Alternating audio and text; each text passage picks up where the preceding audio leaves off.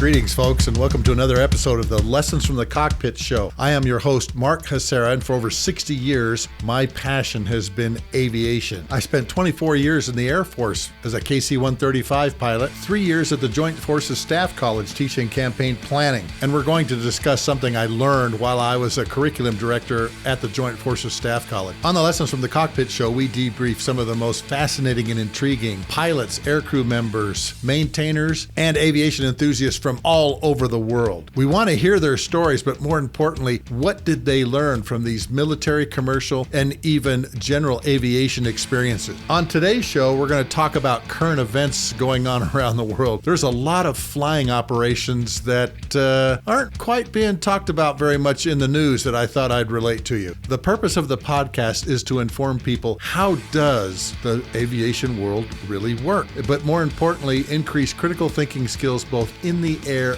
and on the ground. And some of these stories you're going to hear are going to be told for the very first time on the Lessons from the Cockpit show. This episode is brought to you by the book Tanker Pilot, Lessons from the Cockpit, which is found in all four formats on Amazon: hardback, softback, Kindle, and Audible. The softback version has all of the pictures in black and white, fair warning. But the reason I wrote this book is to give you a behind-the-scenes look at air refueling and what goes into campaign planning, and I kept my camera with me in the cockpit everywhere I went. The show is also brought to you by Wall Pilot, custom aviation art for the walls of your home, office, or hangar. Go by wallpilot.com and see about 133 ready-to-print 4, 6, and 8-foot profiles of famous aircraft that you can peel off and stick on your walls or any flat surface. When I started the Lessons from the Cockpit show, I was actually thinking about doing another podcast, but it was just too much work. I was going to call it On the Nation's Dime, and what I want to do today is talk about how do we prepare to go to war, or how do we keep a war from happening using what we call the elements of national power. Those elements are diplomatic, informational, military, and economic. How do we use the elements of national power to keep from going to war or prepare to go to war? So grab an adult beverage of your choice, sit down, strap in, and let's begin the Lessons from the Cockpit show. In previous podcasts, I've told all of my listeners I was a curriculum director at the Joint Forces Staff College teaching in the Joint Combined Warfighter School. What that course teaches is campaign planning at the strategic, operational, and a little bit at the tactical level, but not a lot. The Joint Combined Warfighter School prepares military folks and government folks too. I had CIA people, DIA people in some of my classes to go on staffs for some of the combatant commands or in the government. It teaches all of the fine points of campaign planning and execution at the strategic and operational levels of war. Not only does it teach campaign planning in wartime, but it also teaches crisis action planning when something happens around the world, like a humanitarian crisis or something happening here at home, like what happened on 9/11. So you have this group of people that are highly trained, spend about 10 weeks learning all of this in scenario-based curriculum that have these skills on how to plan deliberately or in a crisis. I was not expecting to go to this assignment right out of the Combined Air and Space Operations Center. I literally got home from the PSAB KAOC, packed my bags, packed the house, packed the kids all up and my wife, and we moved from Spokane, Washington to Virginia Beach. I didn't know what to expect when I got to this course. It was one of the great assignments of my career because I learned so much, not only to campaign planning, which I had already been doing and I thought I knew a lot, but really, how does the government work when you're preparing to go to war, during a war, or during some crisis that's happening around the world? One of the things that we spent a lot of time on, particularly in campaign planning, was operations plans around the world. In other words, like the 1003 Victor plan that we used in Iraq. Part of those plans have appendixes. And in those appendixes, we have what are called flexible deterrent options or flexible response options. This is right out of JP5, the Joint Doctrine Planning and Execution document. Flexible deterrent options are prepared, deterrence-oriented actions tailored to signal to and influence an adversary's actions. They are established to deter actions before or during a crisis. If necessary, flexible deterrent options may be used to prepare for future operations, recognizing they may well create a deterrent effect. Flexible deterrent options are developed for each of the instruments of national power, diplomatic, informational, military, and economic, but they are most effective when combined across the instruments of national power. Flexible deterrent options facilitate early strategic decision-making, rapid de-escalation, and crisis resolution by laying out a wide range of interrelated response paths. Flexible deterrent options serve two basic purposes. First, they provide a visible and credible message to shape adversary perceptions about the costs and benefits of desired activity. Second, they position U.S. forces in a manner that facilitates implementation of operations plans, contingency plans, or operations orders if hostilities are unavoidable. The second one, flexible response options. They are operational and strategic level concepts of operation that is easily scalable, provides military options, as well as information, economic, and diplomatic too, and facilitates rapid decision-making by national leaders in response to heightened threats or attacks against the U.S. homeland or U.S. interests. They are usually used for response to terrorist actions or threats. That is the doctrinal definition of flexible deterrent options and flexible response options. Now, here's an interesting note. I didn't know this until a general at the school told me this. The Russians do not have a word for deterrence. Their word that relates to deterrence in our language means intimidation in their language, which I thought was very interesting. You are trying to intimidate your adversaries when you implement some of these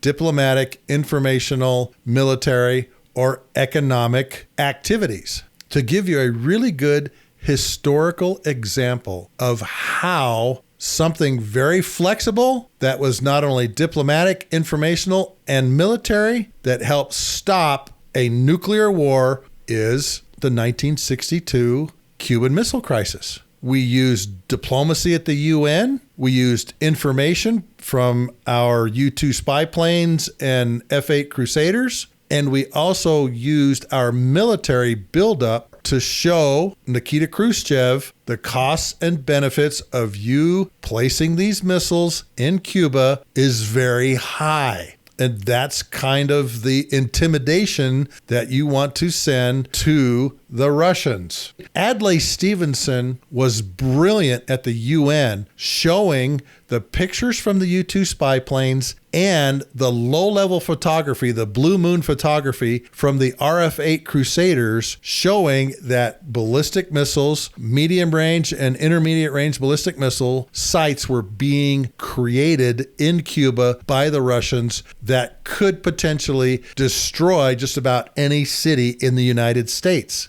Kennedy used these kinds of flexible deterrent options, diplomatic, informational, and military, to stop the Russians from doing what they were doing. And of course, as you know, they pulled all of the missiles out. I think the biggest deterrent or intimidation was the increase in the B-52 nuclear-armed Chrome Dome missions that were flying in and around Russia, the same time that we're doing all of this at the United Nations and showing the pictures and the military gathering all of this intelligence. That's just a great example of something that we used, flexible deterrent options, to keep from going to war. Now, I want to look at some of the things that are going on around the world right now, particularly in North Korea, China, and in the Middle East, that we can use to keep from going to war or to hopefully bring the heat of the stove down. North Korea has been in the news a lot lately for testing ballistic missiles, and most recently, a new ballistic missile submarine that they're trying to field. Let's talk about the ballistic missiles first. They've been testing ballistic missiles for a long time, and unfortunately, those tests often violate Japanese airspace. They will launch the missiles and send them out into the Pacific Ocean across Japan, which of course rattles them pretty good. In 1994, I think it was, while I was stationed in Okinawa, three of us, me, an F-15 guy, and an AWACS controller, Spitter, my boss, were summoned to 7th Air Force headquarters and their Air Operations Center at Osan, Korea. There was a colonel from the Pacific Air Force's Plans Division that was there, and he told us, this is what you guys are going to do. But the first day we were there, we had been told, bring a capabilities and limitations briefing on your particular vehicle. And of course, I gave the briefing on, here's what the KC-135s do, and here's how we do it, and here's our limitations. We don't have any defensive systems on board. We're going to rely on the F-15s, the AWACS, and of course the RC-135 to tell us if we're being threatened, particularly by the SA-5 at Wonsan, because it's got a 170-mile reach. And the F-15 guy, I can't remember who it was, gave his briefing on, here's what the F-15 does, and here's how we do it. Here's how we like to employ. All of this was done in a skiff so we could talk at a top secret level. Then Spitter gave the briefing on the AWACS. We had two RC-135 folks there. One that flies the rivet joint, which is the battlefield electronic intelligence aircraft. The other was the RC-135 Cobra Ball, which monitors and collects intelligence on ballistic missiles. That was a very fascinating capabilities briefing from him. Then the P3 intelligence collection platform was called the Reef Point. A pilot gave that briefing. And then the next Navy person was the executive officer on one of the Aegis cruisers stationed in Japan. That was an eye-opener, particularly for all of us Air Force folks. The executive officer of the cruiser started his briefing by saying, we can kill anything out to 900 miles. And of course, they've got the Tomahawk land attack missile, but they've also got SM-3 surface-to-air missiles. They've got the Sea Whiz. At that time, I think they still had harpoons on the back of them. The Spy-1 radar, their target tracking radars. He talked about the electronic systems measures that they have for listening and detecting anything in the electromagnetic spectrum around them. It was a real eye-opening briefing. The Pacific Air Force colonel from Plans says, we are going to develop a contingency plan that we can pull off the shelf and within 48 hours implement it. And that was the ability to monitor North Korean ballistic missile shots, but also to shoot them down with the Aegis cruiser. The Aegis cruiser's SM-3 surface-to-air missile had the capability of reaching out and intercepting one of these. Now, you can imagine this is hitting a bullet with a bullet, but they said they could do it. So we were able to develop this contingency plan that we came back and briefed the operations group commander on, Randy Bigham. And it was just a fascinating week to hear all the capabilities and limitations of these assets that we can use to knock down a theater ballistic missile. Now, of course, you can imagine this is 1994. It's now 2023. And all of those systems and capabilities have gotten so much better. So much better. But this was an example of a flexible deterrent option because our allies asked us to prepare something where if the North Koreans began launching ballistic missiles across Japan or any of our other allies in the Pacific, that we could deter them from doing that by putting this basic surface and air package out off of Wonsan and either monitoring what's going on in North Korea or intercepting these missiles. Recently, I think last week, in the news was this new Korean ballistic missile submarine called the Hero Kim Kun-ok.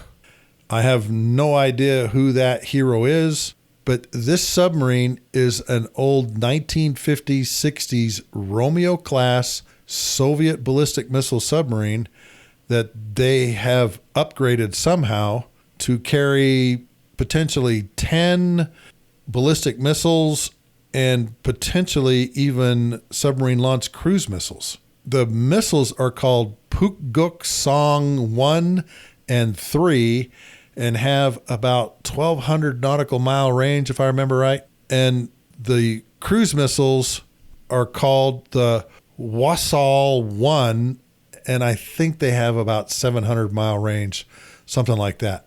How do you deter the North Koreans from potentially using this against our allies? Well, looking at diplomatic, information, military, and economic, the dime, obviously diplomatically, you go to the UN. This is an offensive weapon.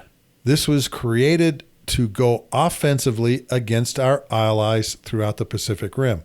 And it's a huge increase in capability. And just like Adlai Stevenson did during the Cuban Missile Crisis, he went before the UN Security Council and said, look, this is what's going on. And we can do the same thing diplomatically. We can put what's called a démarche, saying, hey, this is a bad thing. This destabilizes the region. This is a potential offensive weapon against our allies. There's a number of things diplomatically that we can do to bring pressure on Kim Jong-un and his regime. Personally, I don't think diplomatic pressure on him right now will work. Information-wise, how do you collect on a ballistic missile submarine? You use your military arm and other ballistic, and you go military. The best way to track, hunt, and kill a ballistic missile submarine is with another submarine. Our Seawolf class submarines have incredible capability. And this 1950s, 60s Romeo class submarine is conventionally powered, so it's noisy. It doesn't have a nuclear reactor in it. I have had the opportunity to be on the USS Greenville fast attack submarine and was also given a classified briefing about the capabilities and limitations of our fast attack submarines. It's phenomenal. I didn't realize what an intelligence collection tool fast attack submarines can be with their electronic support measures capabilities, their acoustic capabilities. I saw pictures through their periscope that I just couldn't believe. Once their intelligence analysts looked at it all, it's just a fascinating thing. It's one of the most fascinating pieces of engineering on the face of the planet. Now, also, air power-wise, the Navy has the new P-8 Poseidon maritime patrol airplanes, and they are flying out of Kadena Air Base in Okinawa, Japan. Those airplanes have tremendous capabilities for tracking submarines and attacking them. The P-8 is air refuelable and can stay up for very long periods of time. They've been doing incredible work down in the South China Sea in all of these islands that the Chinese have created out of sandbars that now have full up airfields, radars, all kinds of things on them. Back to the P-8 capabilities. It's made as a maritime patrol airplane. It's made to track submarines. Sonobuoys, carry torpedoes, all of the things that you would need to help hunt a submarine like this Hero Kim Kun-ok submarine. These two assets, fast attack submarine, P-8 Poseidon, can collect all kinds of information on this new submarine. Like I mentioned, it's conventionally powered. Believe it or not, one of my submarine buddies told me that every submarine has a distinct noise that tags it as that particular hull number.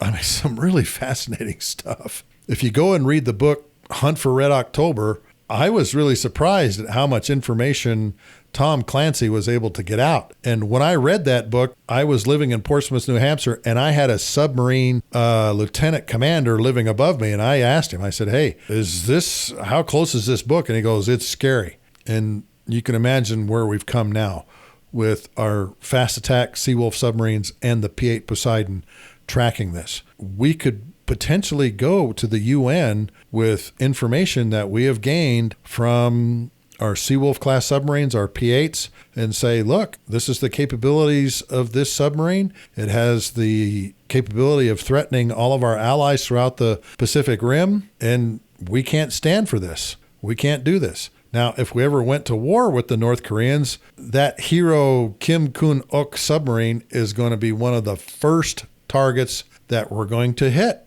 and send it to the bottom because of this offensive capability. We have the capability to deter it in numerous ways, because if it ever goes out, and obviously they've got to go out and test launching cruise missiles, launching ballistic missiles out of this, we'll gain a lot of information underwater and above water of the capabilities and what this submarine can do. But the articles that I've read have said it's conventionally powered, so it's very noisy. It's easy to track. When you open ballistic missile doors on submarines, there's certain sounds of course, the tube filling, the door opening, the door going through the water. Of course, the submarine's going really slow or hardly moving at all when it launches ballistic missiles. Cruise missiles, same thing. Torpedo tube doors open, it makes a very distinct sound, and you know exactly what they're doing. These are some of the things that we could look at implementing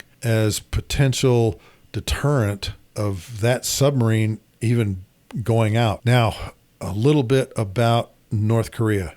I want all of you to go listen to Joe Rogan's interview with Yeonmi Park, the gal who left North Korea, went to China, and then kept coming west. She gives an incredible speech and interview on what life is like in North Korea. Yes, they have chemical, biological weapons. Yes, they probably have nuclear weapons. They have a very unstable leader. They are a threat.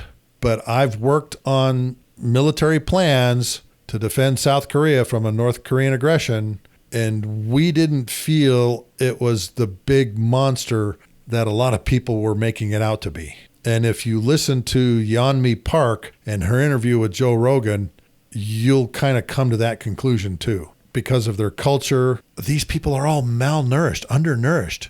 They're inches shorter than the South Koreans. They have cognitive issues because of that malnourishment. They're being led by basically a mafia don and his cohorts, and I just don't think they could go up against a power like ours.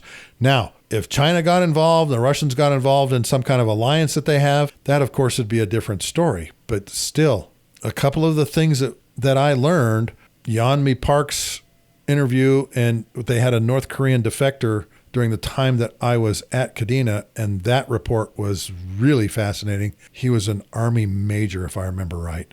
It was just interesting to hear what he had to say on how they would handle a war, particularly with the Americans. There are a number of things that we can use diplomatically, informationally, military to deter the North Koreans from being an aggressor. Economically, I think we've got all kinds of sanctions on them already. So I don't know what we would do in the economic arena against North Korea, because they're already under some pretty severe sanctions economically. Now let's turn to the Russian invasion of Ukraine. And folks, this is just dirty. This is one of those conflicts where there has been high casualty rates on both sides. The Ukrainians have lost a lot of soldiers. The Russians have lost a lot of soldiers. A lot of their tanks, because of a design flaw of having all of their ammunition stored on the floor, and the Ukrainians can drop thermite hand grenades through the open hatches that bounce around down through all the ammunition that literally within seconds blows the turret, sometimes 50 meters in the air when all this ammunition goes off. And the Russian tank crew has no way to survive that. There has been an incredible drone warfare going on over Ukraine and Russia, with new ways to use drones to collect information from drones and using drones as offensive weapons. There's a lot of lessons learned from what's been going on in this Russia-Ukraine war. There's been a number of deterrent options that we've implemented diplomatically, going into the UN saying, Russian aggression, we can't stand for this. There's been all kinds of diplomatic talks going back and forth. And as you've seen, Vladimir Putin has been to China and may be in an alliance with him, has been to North Korea. There may be an alliance growing there. This is just growing and growing and growing. And it just keeps getting uglier and uglier. Our diplomats have gone to the UN and have testified about human rights abuses on both sides and civilians being killed. It's just a really dirty war that's going on there. So from a military standpoint, let's look at some of the things that have been going on. Of course, all of you know about how much money we've been giving to Ukraine to help fund the war. We've been giving them Javelin anti-tank missiles. We've looked at giving them HARM missiles, and they've used AGM-88 high-speed anti-radiation missile that we use against surface-to-air missile sites and radar sites to very good effect. They've also used their drones, their kamikaze drones, to take out radars and S-300 surface-to-air missile batteries. One of the things that I know that's going on, of course, is how do you keep this from expanding?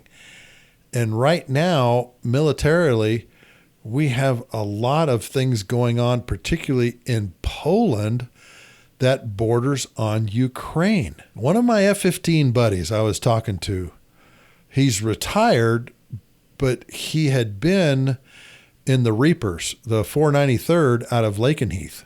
And this was the kind of thing that they would get deployed for, to make sure that Russian airplanes, or possibly even Ukrainian airplanes, didn't penetrate into Poland.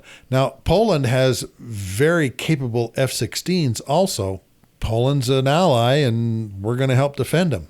He told me about how stressful it is in this particular situation where you're trying to basically keep the Russians and the Ukrainians in their playpen when you're flying in your F-15. You're monitoring all this on radar. You hopefully have really clear rules of engagement for releasing weapons, but the stress of if you release one of those weapons, what are the unintended consequences of shooting down maybe not a Ukrainian airplane, but Russian airplanes? What would Vladimir Putin do? In this no-fly zone, or this wall of eagles that is not only monitoring what's going on, defending Poland and other NATO allies, could be a very drastic thing happen if, in fact, a Russian airplane were to engage a NATO airplane. We've already seen their willingness to do that in the Baltics. I don't know if many of you know this, but last September, British RC-135 was flying in the Baltics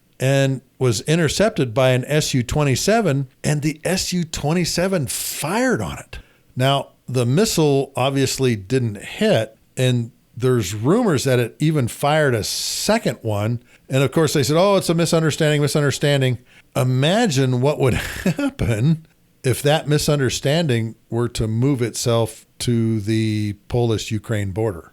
F-15s, maybe F-22s, maybe F-35s against the Russian Su-27, Su-30s, Su-34s. That could be a potential flashpoint for a much larger engagement. So when you're doing these flexible deterrent options, you have to have really, really clear rules of engagement and rules on when you withhold weapons and when you release weapons.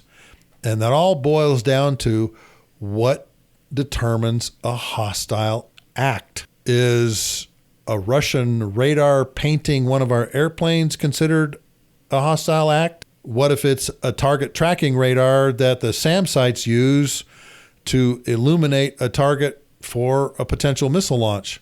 And in many cases, these SAMs, you don't have a lot of warning time between getting locked up by one of these radars and one of those missiles being launched. Now, what is your response? Flexible response options now become part of your planning and execution.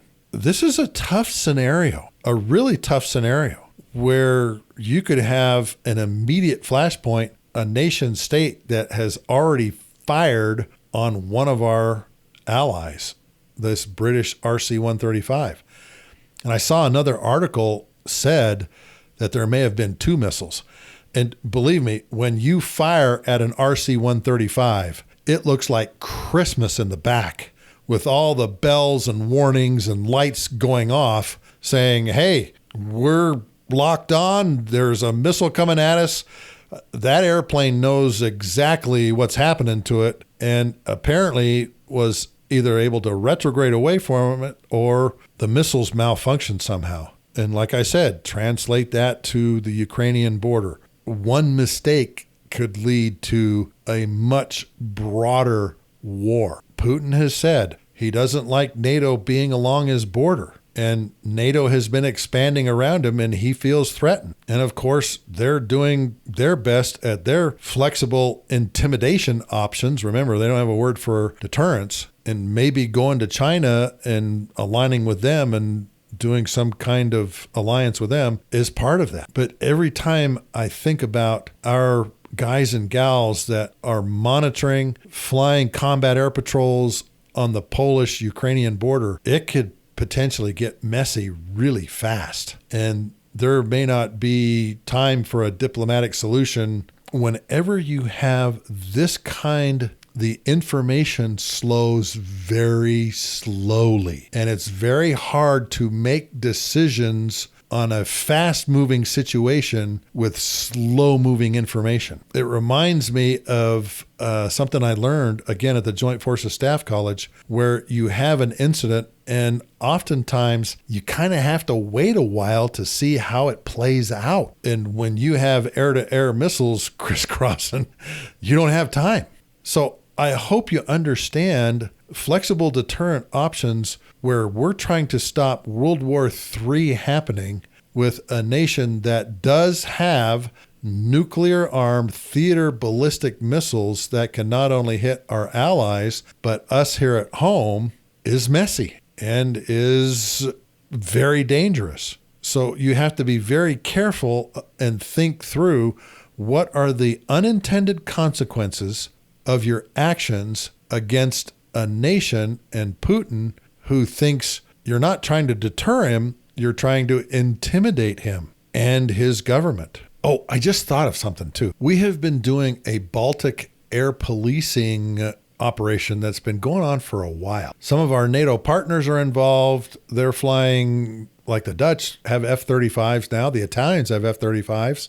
I've seen a lot of F-16s. The 493rd has been deactivated, the F-15 unit at Lakenheath, but they still have F-15E Strike Eagles, which are very air-to-air capable. This policing has been really fascinating because we've had our ships in the Baltic. The Russians have flown their fast movers. There's some really good video on YouTube about our ships in the Baltic being overflown by Russian fencers and flankers, all kinds of airplanes. And some of these are down really low. And there was one where a helicopter was maybe 50 meters to 100 meters off the starboard side of the USS Donald Cook. This was a couple years ago. But again, this kind of thing has been going on for a while, where we're trying to keep things bottled up,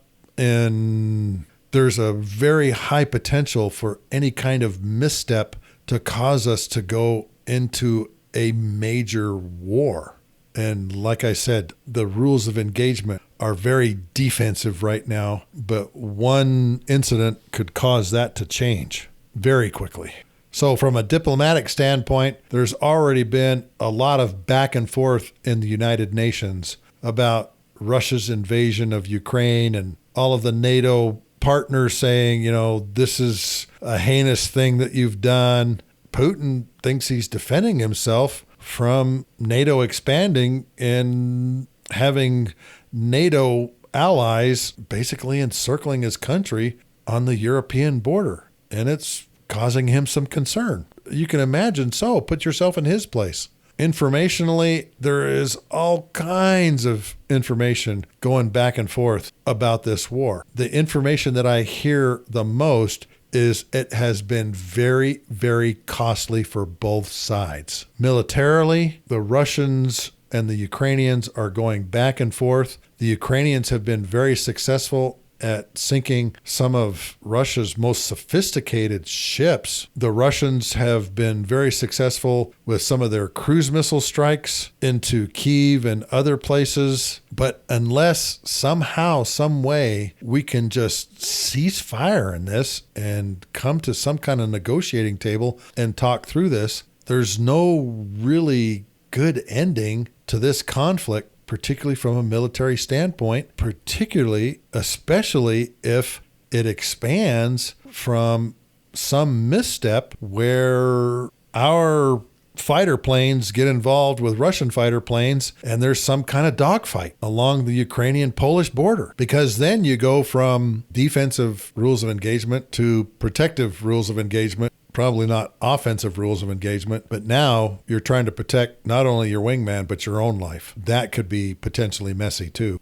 Like I said, it was really fascinating reading this guy's response as an F-15 guy to what the potentials are for our defensive counter-air caps, combat air patrols along the Polish-Ukraine border, and the potential for this thing to snap. Real cool heads have to prevail if something were to happen. And fortunately, our fighter guys and gals are trained to a razor's edge. And I have no concerns about them making the right decision when the time comes. Because one of those guys or gals knows if they shoot back, it could be a potentially dangerous situation that would bring about a much, much larger conflict in the Eastern European area. Oh, I've got one more thought about this. We have been supplying Ukraine with some of our most sophisticated weapons, and I understand we are training Ukrainian F-16 pilots now.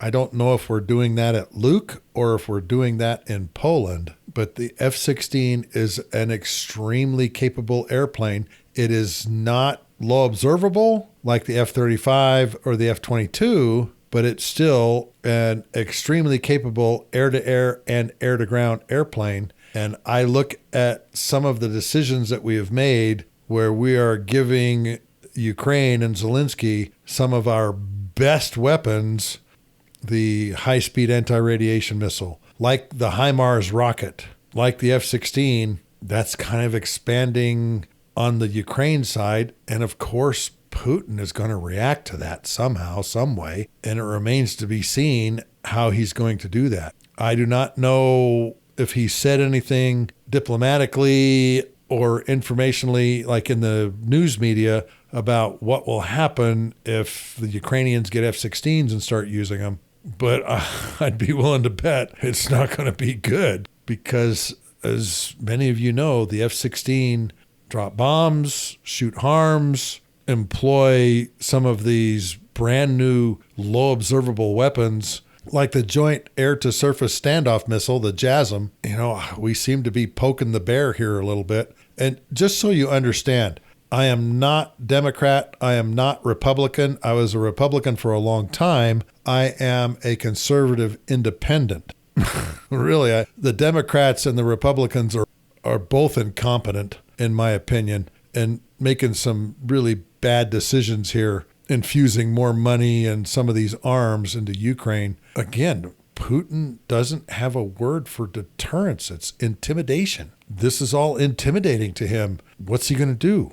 He's obviously going to ratchet this up if something happens.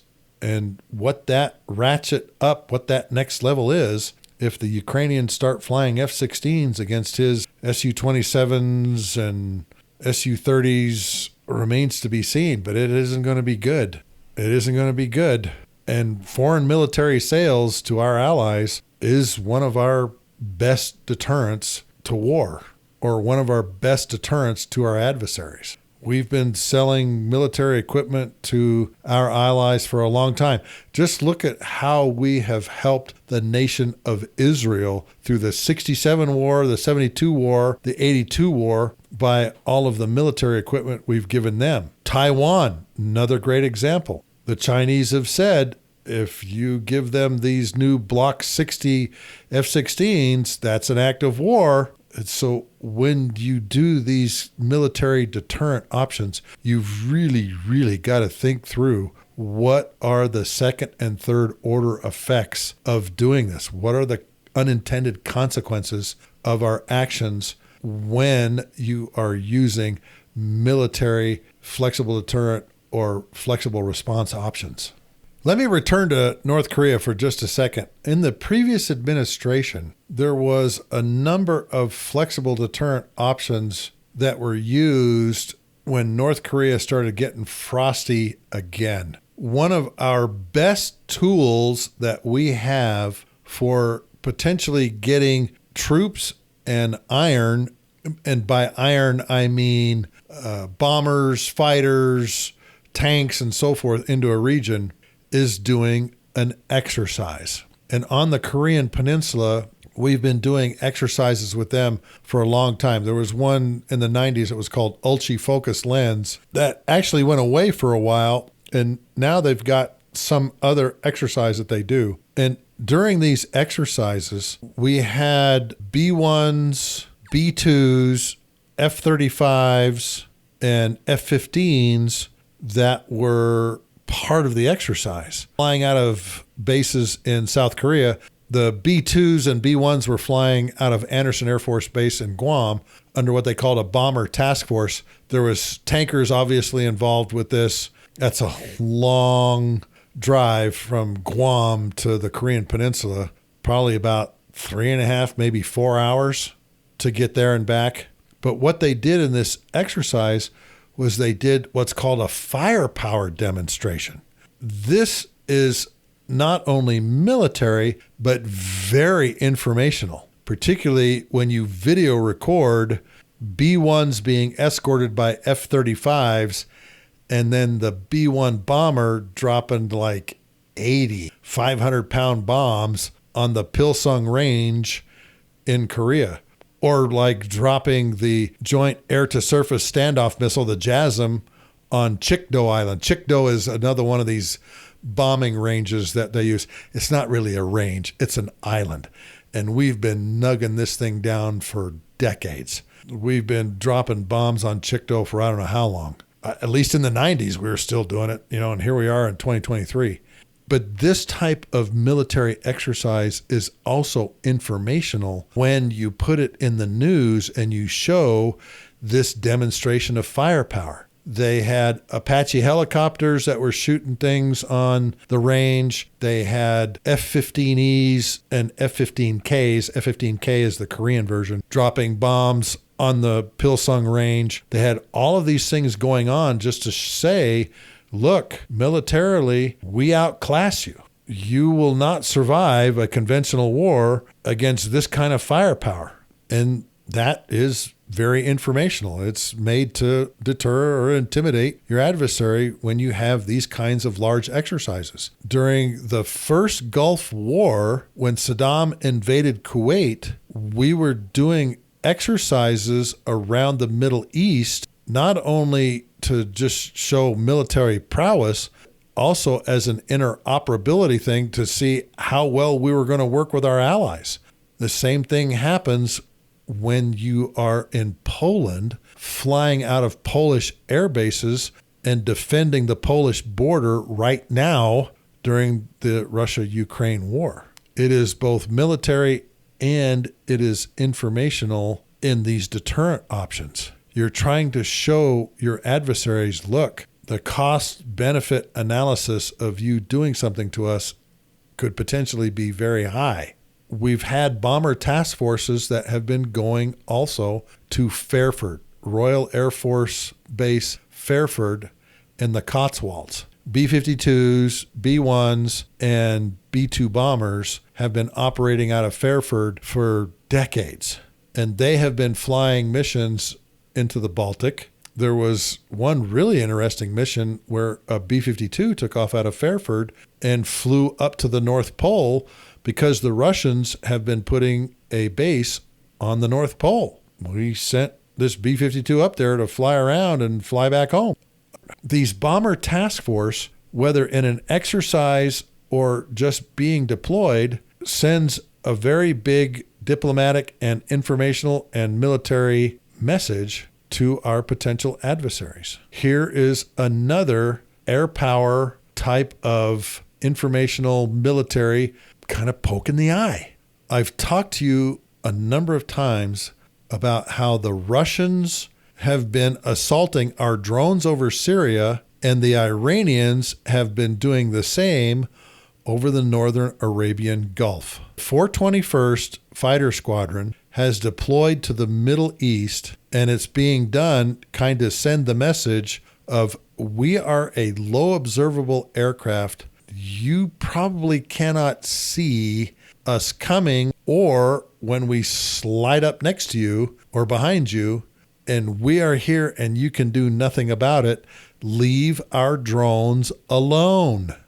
And there's also something very diplomatic about this, because whenever we send this kind of an asset into any region, particularly the Middle East, you have to get diplomatic clearance for those assets to be in whatever country they're going to land and operate out of.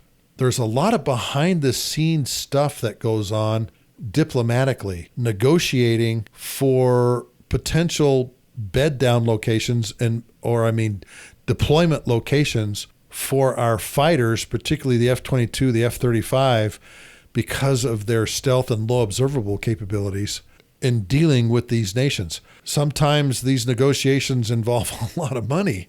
Sometimes these negotiations are fairly quick under whatever the circumstances might be, where that country that we want to deploy these aircraft to feel that they're being threatened.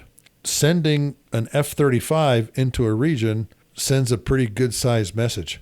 They're over there, they're operating, obviously collecting all kinds of intelligence data.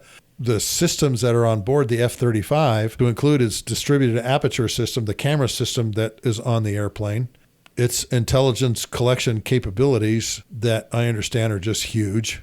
So sending that kind of an asset into a region sends a very clear message that we have an airplane that is operating near your borders that you cannot see on radar.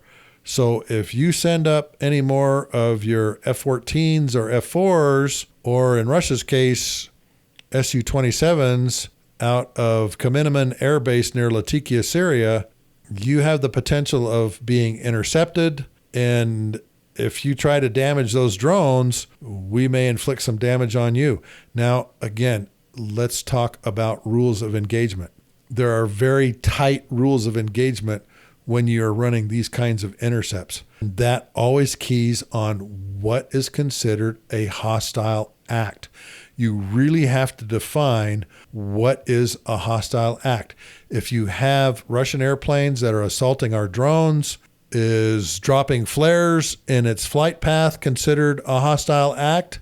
Is locking it up on radar with the potential of shooting it down considered a hostile act? Or is just pure all out and out launching a missile at the thing and destroying it? Well, that obviously is a hostile act. So there's a lot of preparation, planning, and forethought that has to go into deploying an asset like the F-35s over to the Gulf, and then while they're operating in defense of our drones. Now, obviously, there's more things that these guys are doing in the F-35 than just defending our drones. But can you see the message that it sends? Our most capable airplane is in the region because you guys have been messing with our Reaper drones over Syria, over the Northern Arabian Gulf, and it's time to cut it out. Stop it. I know of one instance where a number of years ago, Iranian F-4s assaulting one of our, I think it was a Predator at the time, F-22s launched out of Al Dhafra and were kind of hanging behind the F-4s. Their ground control intercept radars could not see the F-22s. The F-4s had no idea that the F-22s were there, and the F-22 pilot, which I got to meet at the Reno Air Races, he races at Reno, mentioned that they had wonderful heads-up display video of what weapons the F-4s were carrying, how they were configured. The RC-135 was intercepting the communications back and forth between the two F-4s and between their ground-controlled intercept station. And finally, the F-22 guy pulls up next to the F-4, and he just says, "I think it's time for you guys to go home now." And it really rattled the F-4 bubbas because they had no idea he was there, and they just went into 90 degrees bank and split. Well, we're kind of doing the same thing right now, our F-35s over there. Now, again, there's other missions that they're probably doing in the fight against ISIS and other adversaries over there. Oh, one other thing. The Iranians have had their drones up, and they've been monitoring and taking wonderful video of our carrier and the surface ships that are around it, protecting it, going through the Strait of Hormuz and up in the Northern Arabian Gulf. An Iranian drone videotaping and monitoring our Navy ships considered a hostile act. These are all the things you've got to think about when you're thinking about deterrent and response options. Again, what are the second and third order consequences? Shooing that drone away, shooting that drone down, whatever it might be. And what do we expect the Iranians to do if, in fact, we shoot that drone down? Or they have sent swarms of boats out that have been harassing our ships. Obviously, if they fire upon our ships, that's considered a hostile act. But where does that hostile act actually start?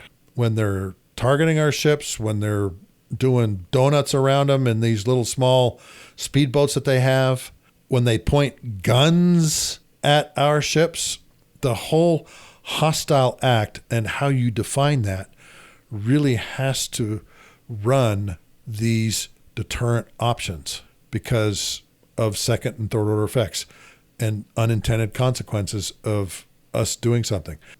It reminds me, they did a test on how we would combat swarms of Iranian boats coming out and harassing or engaging some of our Navy ships. And they found out during this test, operational test and evaluation, the A-10 Hog was the perfect weapon with its Maverick missiles, with its ability to drop joint direct attack munitions, satellite guided weapons, and of course it carries laser guided bombs. If you are a follower of mine on TikTok, back a little while ago, I did a post on now the A-10s are carrying small diameter bombs, and one of the 422nd Test and Evaluation Squadron A-10s had 4 racks of small diameter bombs, and there's 4 bombs to a rack. The rack is called the B-61 or the Brew 61, Bomb Release Unit 61, carries 4 of these small diameter bombs, and they're all GPS guided. Perfect for hunting and destroying small ships like this. So we have a lot of tools that we can use against boat swarms and against Iranian surface vessels, but informationally and militarily, you really have to figure out what those rules of engagements are and what is the message you want to send to your adversaries by deploying these type of assets into the region. To get those assets into the region, there is a very long process of engaging with our allies in the Middle East, particularly the Gulf Coast countries, and asking for permission to send those assets into the region. And believe me, all of those ministers of defense and ministers of the interior, the A-10, the F-22, the F-35, the Strike Eagle, F-16s, are not only just defensive weapons, but can be very offensive weapons. And they have to think about what are the unintended consequences of having U.S. assets on their soil, and what does that mean across the region.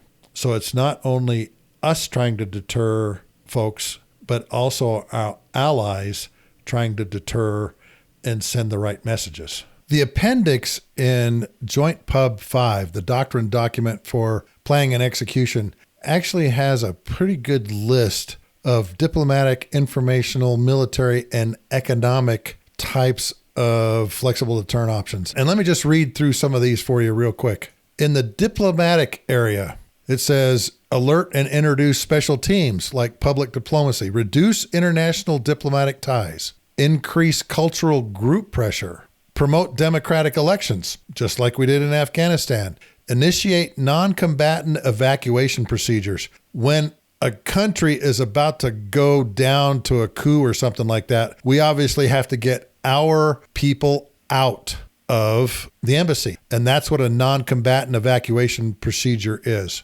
Identify the steps to peaceful resolution. What that peaceful resolution for the Ukraine-Russia war is, I don't know. Restrict activities of diplomatic missions. Prepare to withdraw U.S. Embassy personnel. That, I am told by my State Department folks, is a huge message. When the U.S. just says, we're out of here, we're leaving, see ya, bye. And one of the reasons he told me that sends a big message to a country where there's a coup going on or they're getting kind of frosty with the U.S. is the money goes with the embassy personnel. And believe me, there's a lot of money for like U.S. aid that gets withdrawn when the embassy personnel are taken out. Next, take actions to gain support of allies and friends. I talked about that already when we have deployments of our aircraft going into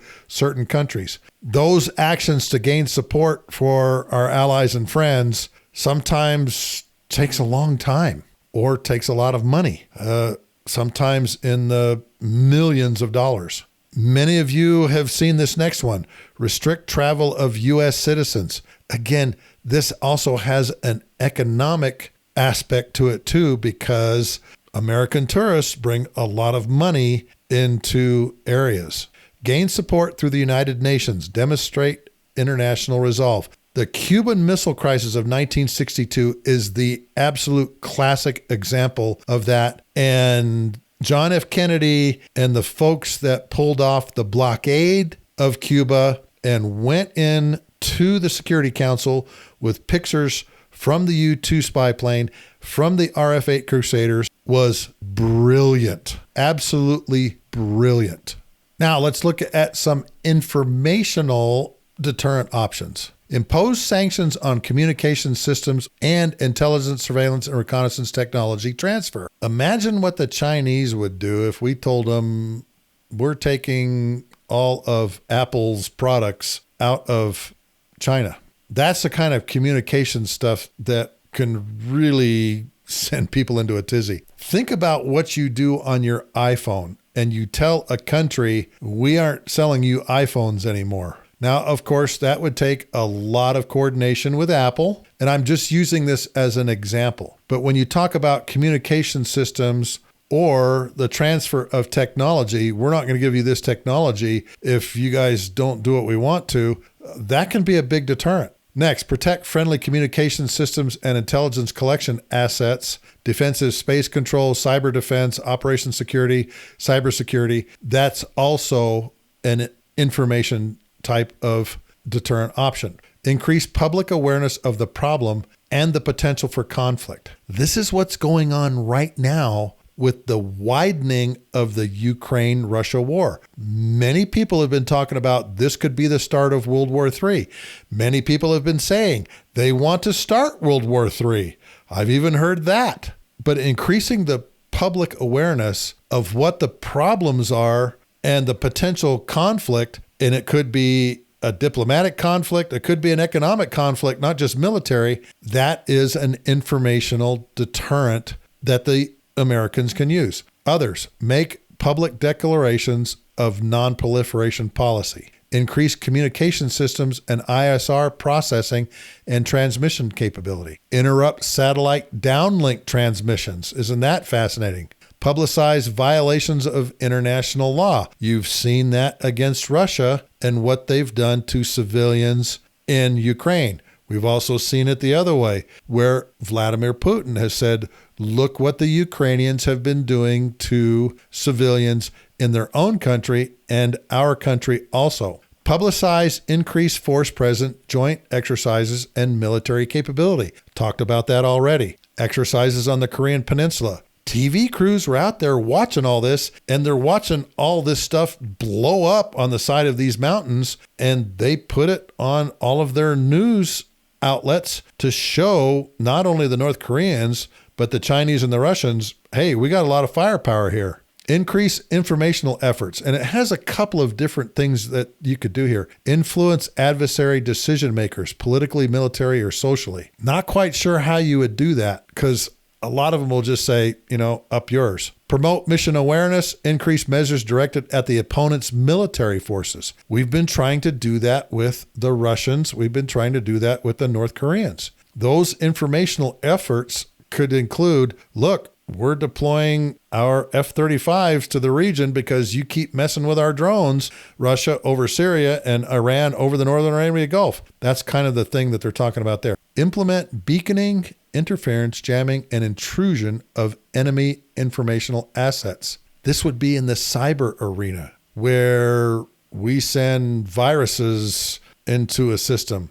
We could be jamming their radars or communication systems. We could be jamming their space satellite communication system. This is some of the things that we could do in this area. Maintain an open dialogue with the news media. Take steps to increase U.S. public support. We did this for the invasion of Iraq. We were trying to go around and show everyone, hey, look, he's got weapons of mass destruction, which, as we know, turned out to be not quite so true. Ensure consistency with strategic guidance.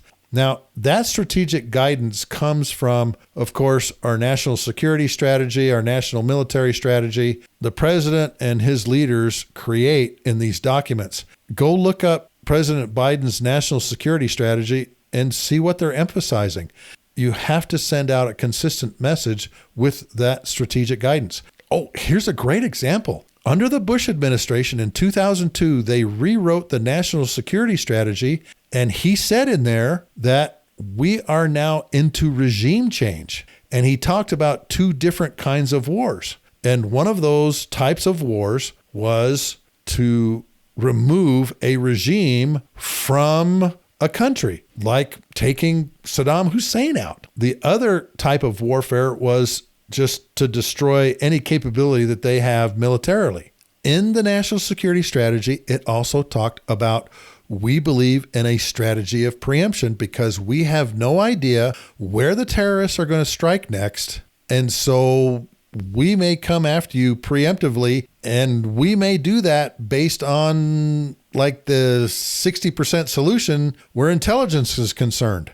I had a Chilean naval officer who was the commander of a ship tell me that when that security strategy came out with those things in it, it was in their newspapers every day. There was an article in the Santiago newspapers for 2 weeks. 2 weeks, every day, 14 days, talking about George Bush's strategy of preemption and regime change.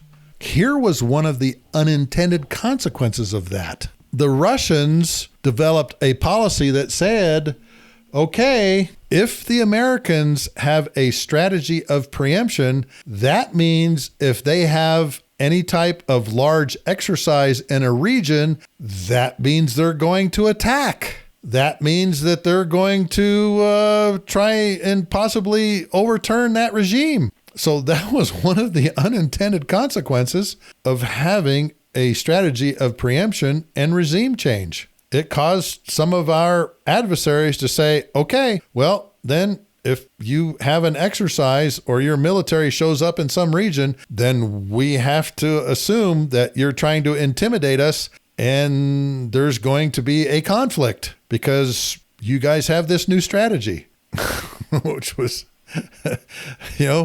I don't know if the Bush administration thought about that, but that's what happened. If the Americans show up with their military, it means they're going to war.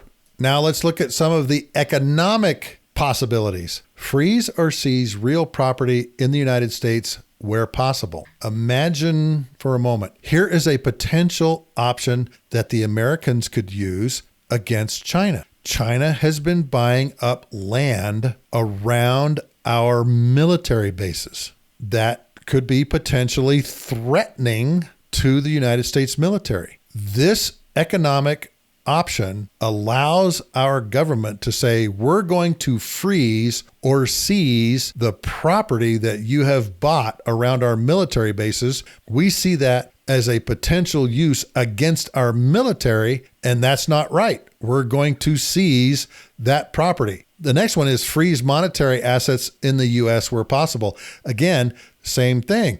We could freeze any nation's assets. We did that with the Iranians and just say, you no longer have that money. Freeze international assets where possible. This was used where the oil embargoes, freezing international assets where possible, we used against the Iranians because of all of the terrorist acts that they were doing. And we told them, okay, we're freezing all your oil assets. We're freezing all your oil money.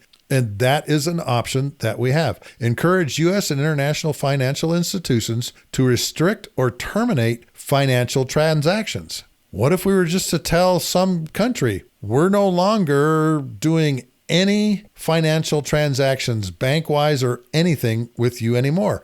We did this with Iran. Encourage U.S. and international cooperations to restrict transactions.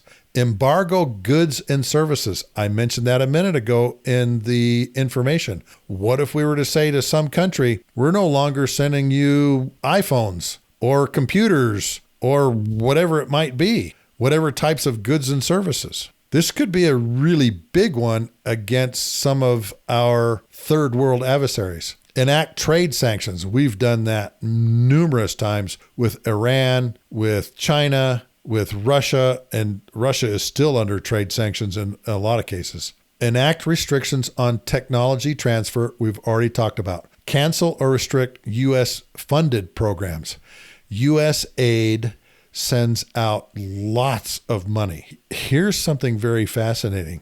The State Department can tie up these funding programs, but the amount of money that the theater combatant commanders have, like the CENTCOM or EUCOM or Indo-Pacific Com commanders have, is incredible. They have very deep pockets, okay? And for some of our military commanders to say to some nation, all right, you did us wrong here, and that exercise that we were going to do with you guys and all that money we were going to give you, you're not getting anymore. When the Turks would not allow us to put our forces in their soil for the Iraqi invasion, this is exactly what we did. We had promised them, I think, $2 billion, and we said, nope, you don't get it anymore. Last one, reduce security assistance programs. And that could be like our military that are going over to help train their military. That's also a big one. Let's talk about military options, and I've already talked about most of these. Increase readiness posture of in-place forces.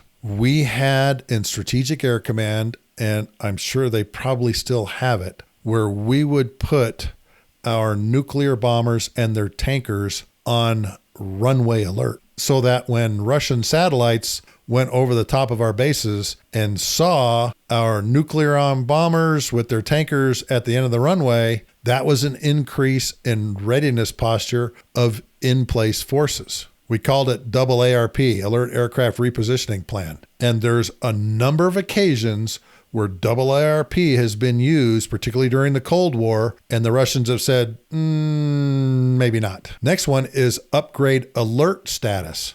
If they see a base, particularly if they see the B-2s at Whiteman going into an upgraded alert status, that sends a very clear message to a lot of people. Because now you've got a nuclear capable, low observable bomber in a higher alert status. This is one we use all the time: increase intelligence, surveillance, and reconnaissance. Whenever there's a crisis in a region, you can pretty much bet an RC-135 rivet joint is somewhere nearby, or the U-2 spy plane, or the Global Hawk. We're doing that because we're trying to get a clearer picture of what's going on, both in the air and on the ground, or on the ocean too. An increase in intelligence, surveillance, and reconnaissance is probably one of the first things we would do militarily in some type of crisis where Russia was threatening NATO and its allies. Initiate or increase show of force actions. That's that exercise I was talking about in Korea.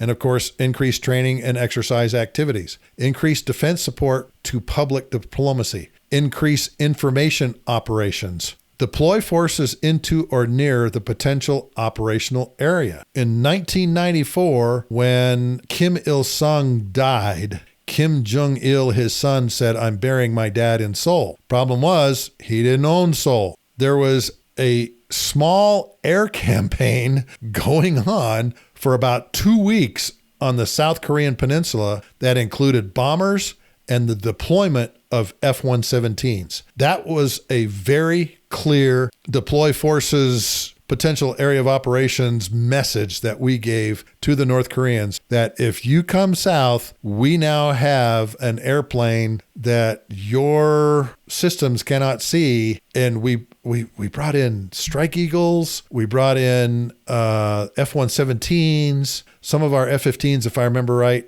No, they didn't go up there. We were actually flying missions along the DMZ. They had 12 F-15s, east, center, and west lanes, flying combat air patrols along the DMZ. And we were making sure they saw them on radar because it was telling them, don't even think about it. Last one is increase active and passive protection measures. And that can be a lot of things where, again, a higher alert status at a base, the base begins the deployment process. That is really an all-encompassing thing, and there's a lot of things you can do in that area. So these are the diplomatic, informational, military, and economic flexible deterrent option examples that are given in Joint Publication 5, which is the planning and execution document for all of the military. This is the book everyone goes to when you want to learn about deliberate planning, crisis action planning, and all the steps that you have to go through to do those things.